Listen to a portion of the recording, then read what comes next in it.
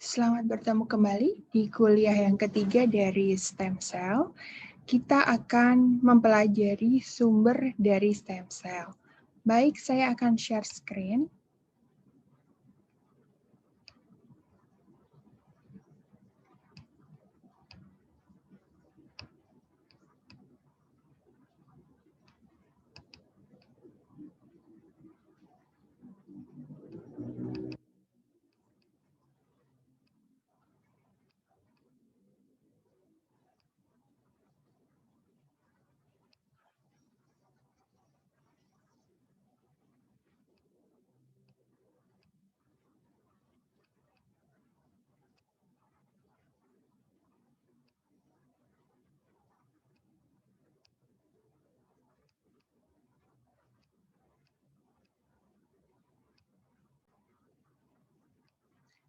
Sumber stem cell.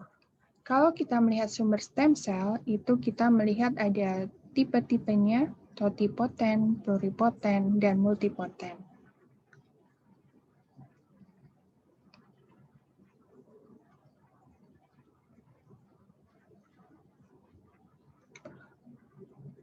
Sel telur apabila dibuahi, maka akan membelah dari 2, 4, 8, kemudian terbentuklah blastosis. Dari inner cell mass yang ada di sini akan bisa berkembang menjadi berbagai macam jenis sel. Sifat stem cell di sini totipoten,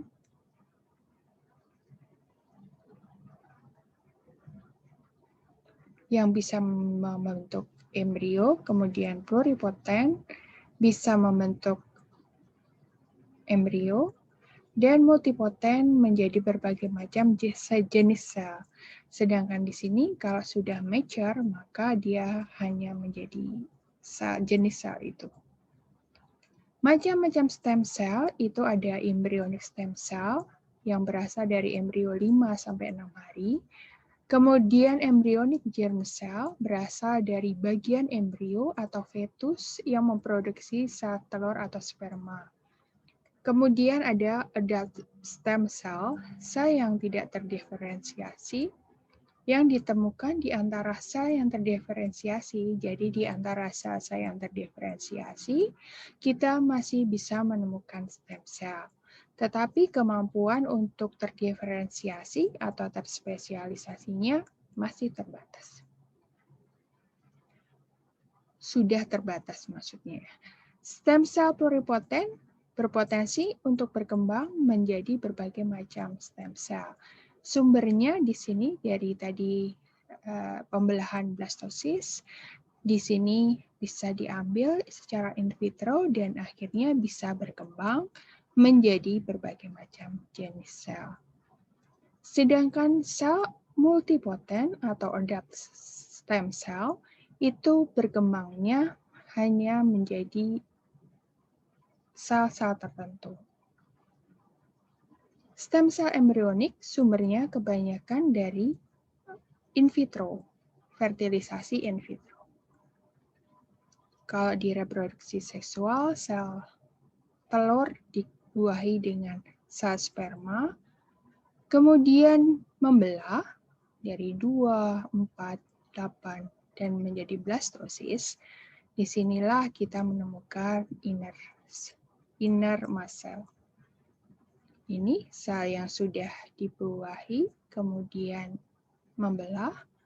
Di fase blastosis, kita bisa mengambil sel ini dan dikembangkan secara in vitro. Tentu saja ini harus didukung dengan etik yang cukup kuat dan tidak bisa sembarangan. Dari sumber stem cell, kita mengenal adanya indus pluripotent stem cell. Nanti kita akan pelajari lebih lanjut. Jadi, ini juga merupakan sumber stem cell yang bersifat pluripotent yang bisa berkembang menjadi berbagai macam jenis sel. Ini ada video. At the very earliest stages of development, all cells are equally capable of giving rise to an entire organism. But after only a few rounds of cell division, the cells begin to lose this totipotency and to differentiate, sorting into groups that will either contribute to the placenta or to the embryo itself. In this 8-cell embryo, called a morula for its berry-like appearance, all cells express a pair of genes, CDX2 and OCT3/4. But as the cells of the morula go through their next round of division, CDX2 is downregulated in the innermost cells, while OCT3/4 remains expressed throughout.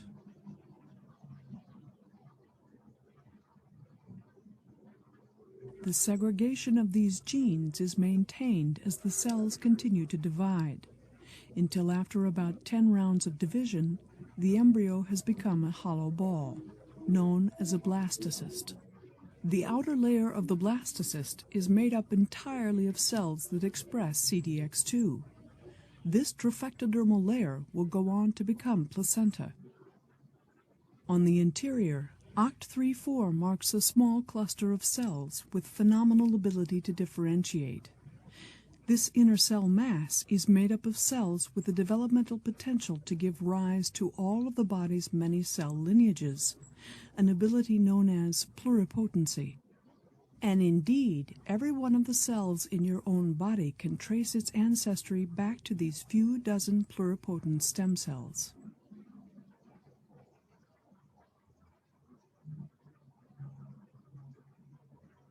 The vast majority of the body's trillions of cells are differentiated, meaning they have taken on specialized properties and functions, and have lost the ability to generate cells of other types. Skin, muscle, blood, bone, and the nervous system are all made up of populations of differentiated cells. There is another type of cell, however, that remains less differentiated and retains its ability to give rise to other cell types. These cells are known as stem cells. Stem cells exhibit two characteristics not found in more differentiated cells. By definition, stem cells are able to divide and make copies of themselves indefinitely, a capacity known as self-renewal. This endless power of division is not limited to creating more stem cells, however. They can also give rise to a wide range of mature cell types. These unique characteristics make stem cells indispensable, both for replenishing the body's cells as they age and are lost, and for constructing the body itself from a tiny number of cells during development.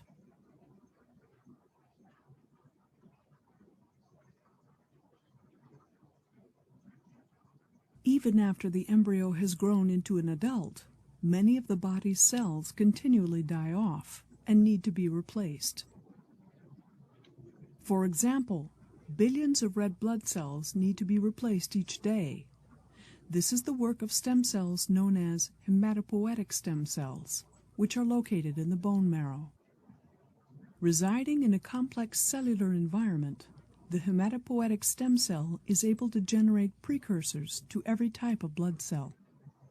And indeed, these stem cells have been used by physicians for decades to replenish patients' blood supplies following radiation treatment for cancer. The stepwise differentiation of a stem cell's progeny depends on combinations of genetic and environmental factors that gradually steer these cells into following a specific lineage. This process involves different sets of stimulating factors operating in the cell's environment, at its surface membrane, and within its nucleus. Each step down the path draws it closer to becoming a functional red blood cell and entering the bloodstream. The lining of the small intestine turns over even faster than the blood. At the microscopic level, this epithelial surface consists of billions of projections called villi, with stem cell-containing areas known as crypts near their bases. The intestinal crypt contains slowly dividing stem cells that maintain their own numbers while also producing rapidly dividing progenitors. These transit-amplifying cells churn out all of the differentiated cell types needed to migrate upwards and replace older cells as they are shed from the tips of the villi. This constant self-renewal by stem cells is a feature of many of the body's systems, including skin, hair, and bone.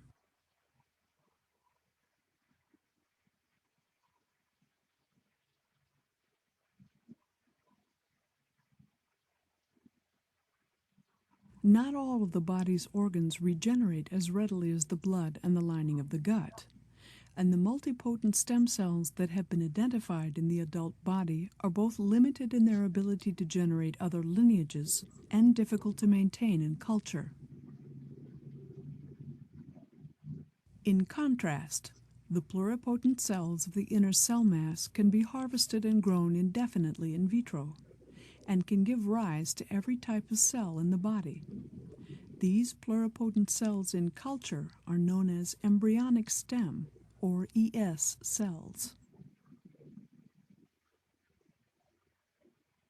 By culturing these cells under controlled conditions, it is possible to steer their differentiation into specific cell types. For example, ES cells cultured on a bed of stromal feeder cells and treated with inductive factors such as BMP4 and sonic hedgehog tend to differentiate into neural lineages. By testing various ES cell culture conditions, scientists are gaining new insights into the biology of the differentiation processes that build and sustain and may one day be used to heal our bodies.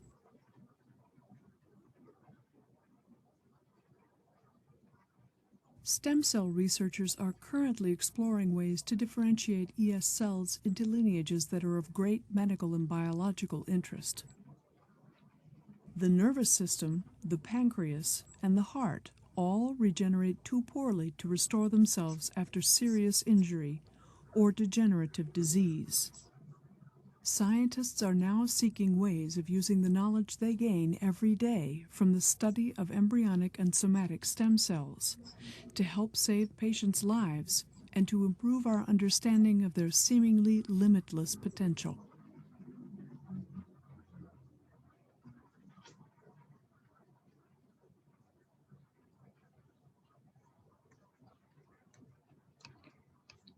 Ya, tadi video tentang bagaimana suatu stem cell bisa digunakan dan berkembang menjadi berbagai macam jenis sel.